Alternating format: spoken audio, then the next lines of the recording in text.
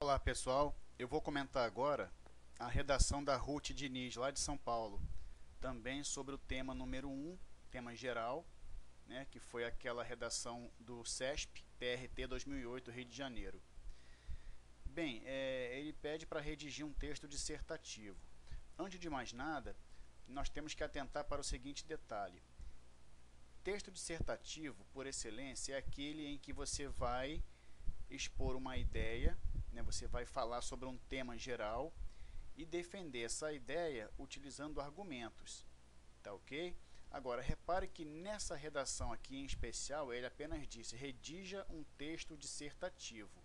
Ou seja, o que podemos extrair daqui? Não é para que você se posicione acerca do tema. Você não vai emitir a sua opinião.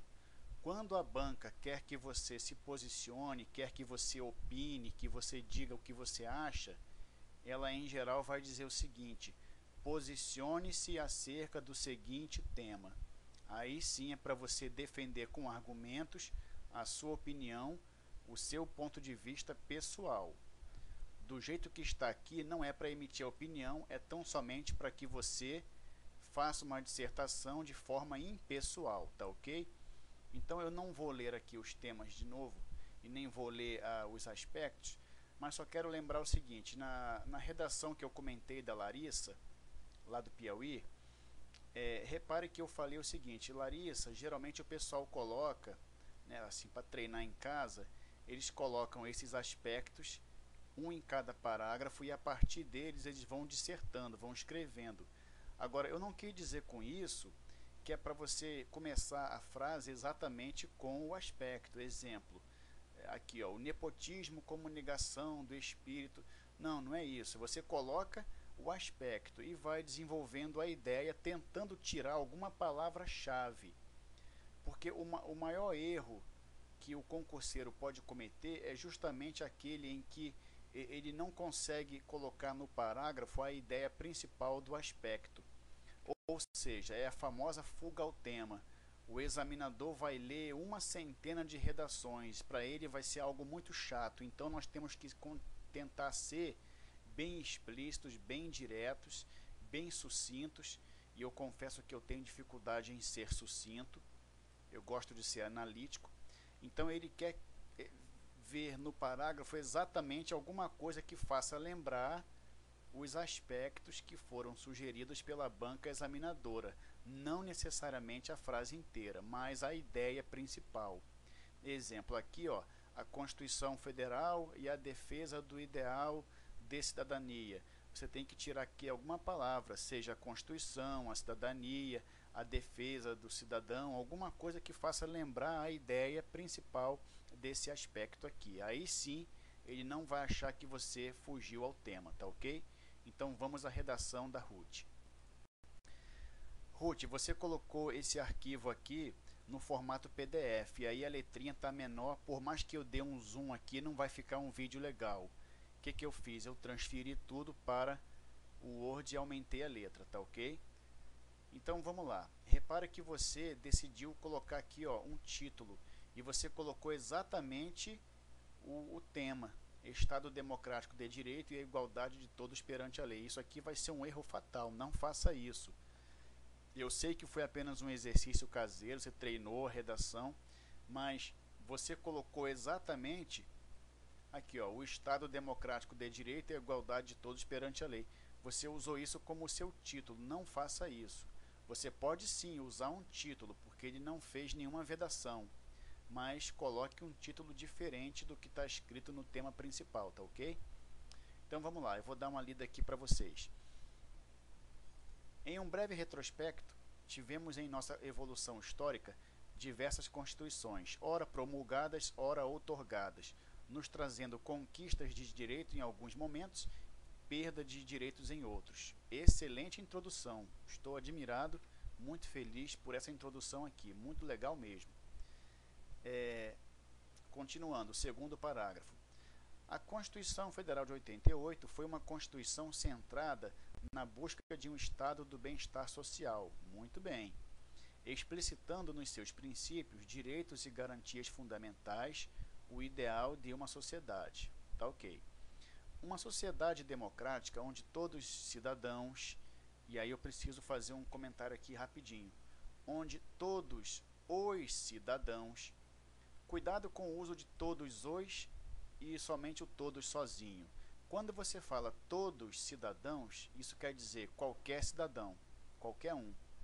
Agora, quando você fala todos os cidadãos, são os cidadãos inteiros, todos que moram naquele país, naquele lugar, naquela sociedade.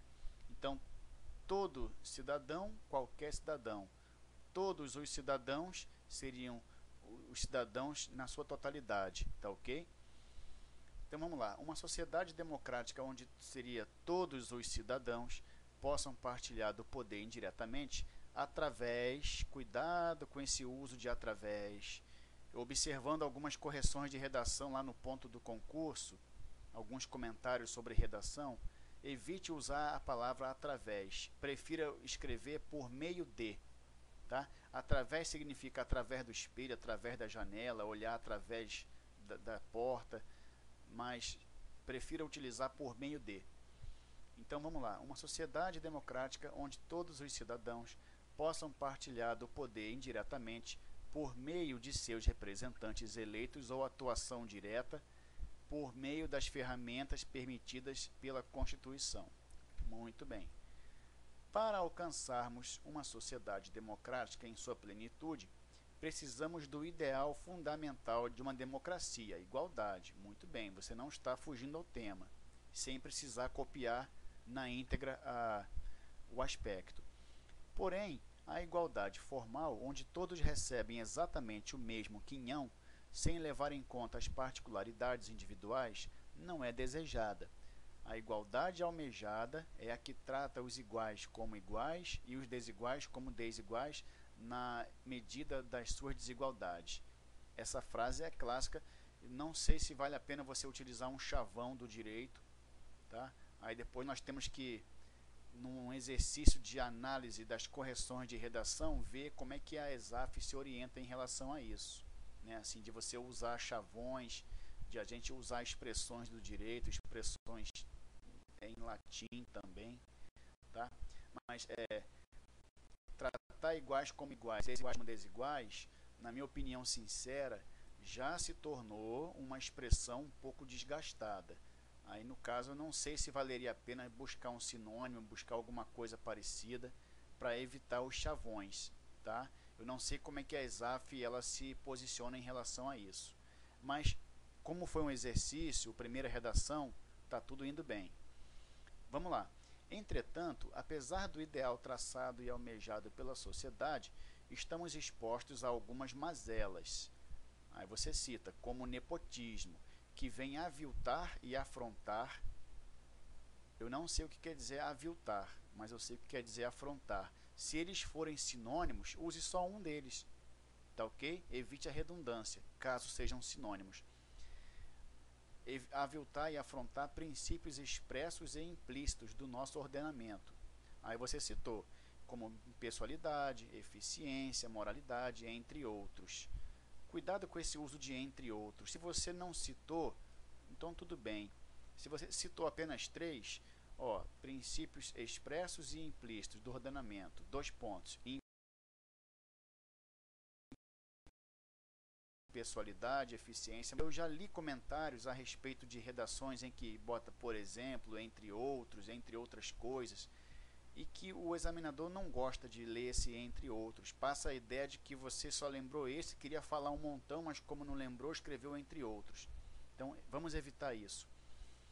Além de impedir acesso a cargos públicos através, de novo o uso de através, de concursos públicos, forma mais democrática de acesso a uma função pública. Então você falou do nepotismo negando o espírito da cidadania. Felizmente, aí você colocou aqui um desfecho, né? Dando uma solução para o caso do nepotismo, muito interessante essa solução. Felizmente, a tripartição de poder, com a fiscalização de um poder pelo outro, os remédios constitucionais foram instituídos como forma a minimizar os desmandos de nossos governantes.